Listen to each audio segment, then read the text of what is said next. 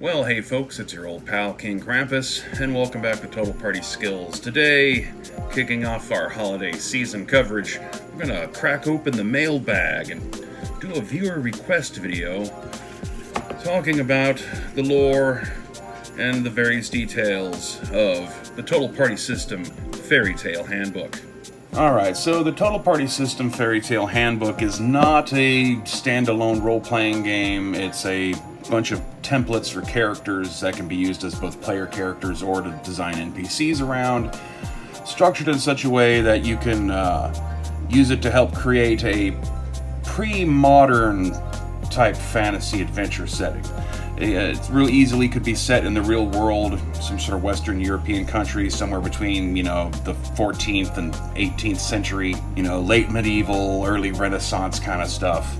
Or you can just use it to just create a purely fantastical setting that's not based on a specific real-world country or region. In many ways, this game, more than anything else I've put out, is my specific answer to Dungeons & Dragons, by getting ahead of most of the modern tropes that have crept into the fantasy genre since the invention of mass publishing.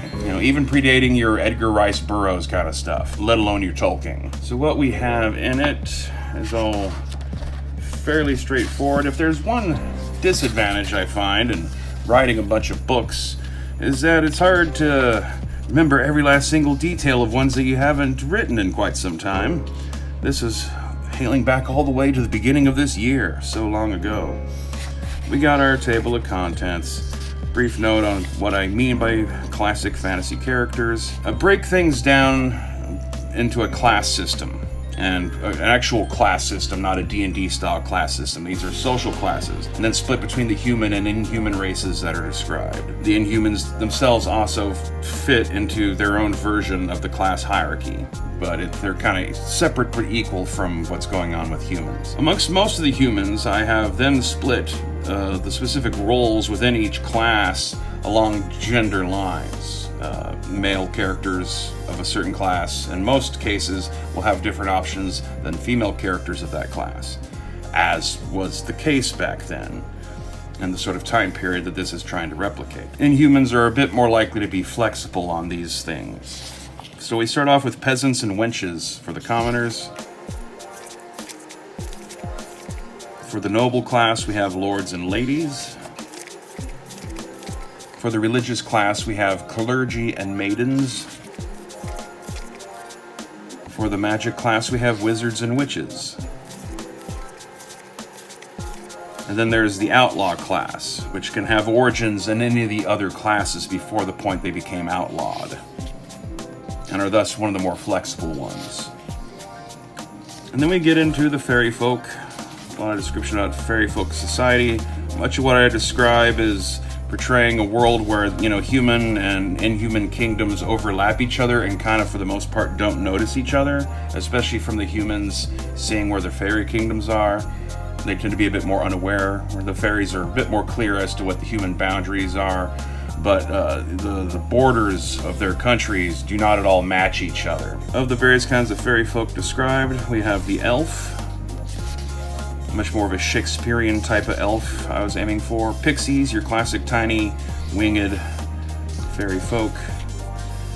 I do have a thing where you have the church pixies, who are fairies that have sworn themselves to Christ and have forsworn flying, and they end up being like your brownie type fairy folk who live around towns and farms and help people out for altruistic reasons. Gnomes, basically in place of dwarves, as your tiny, technologically sophisticated, industrious miners.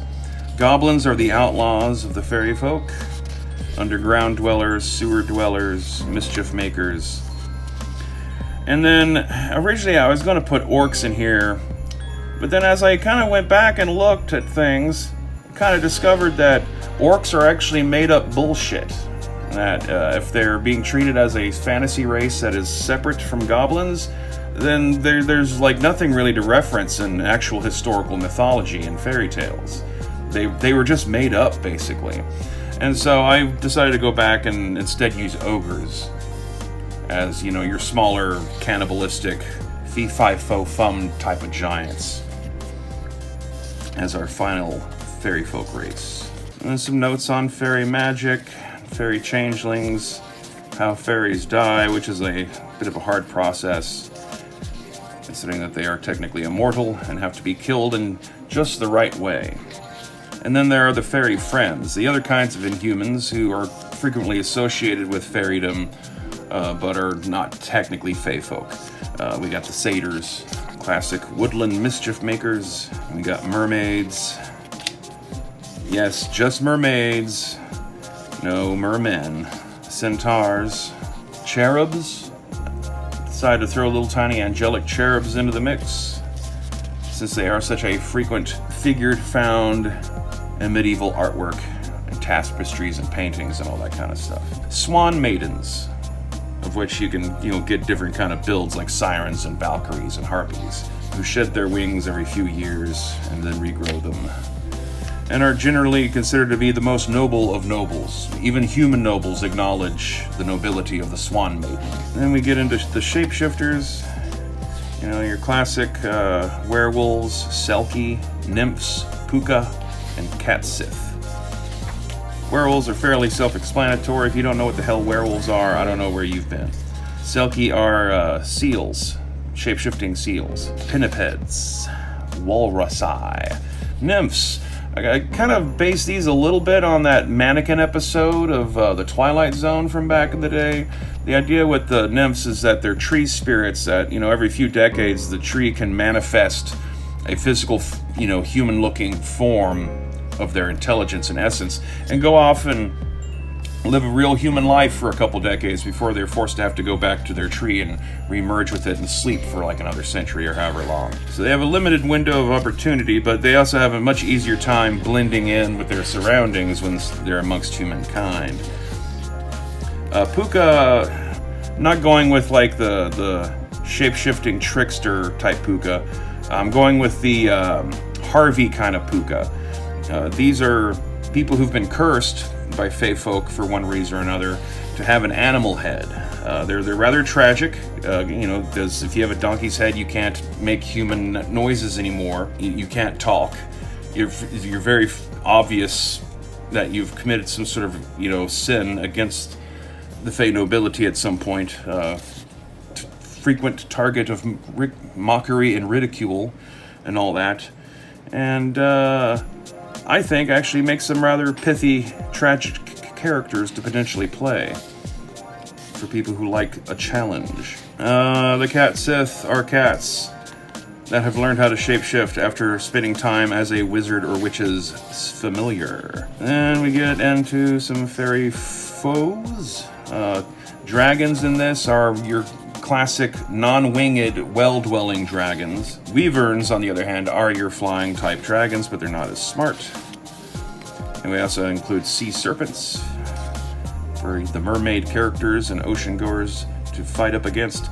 Giants in this are your larger than life. They're not something you can actually fight with hit points and a sword. We're talking things that are the size of mountains. Literally those sorts of stories where the hills over there are actually a giant that's asleep and it wakes up and it's 2,000 feet tall and shit like that. That's the kind of giants we're going for here. They're forces of nature. They're not NPCs. Trolls, another type of lesser giant that's actually caused by goblins. Ghosts, a frequent staple of a lot of my games. Some notes on just the basic types of undead. Everything from your animated skeletons all the way up to vampires and how they can be thrown and fit into a fairy tale type fantasy setting. Demons, Las Vegas. The Manticore, the manliest of Tacors. Griffin, magic horse rules. Of course. Includes stuff like seahorse, fairy horse, fire horses, and talking horses. And you don't even need peanut butter. Get them to do it. Notes on intelligent animals.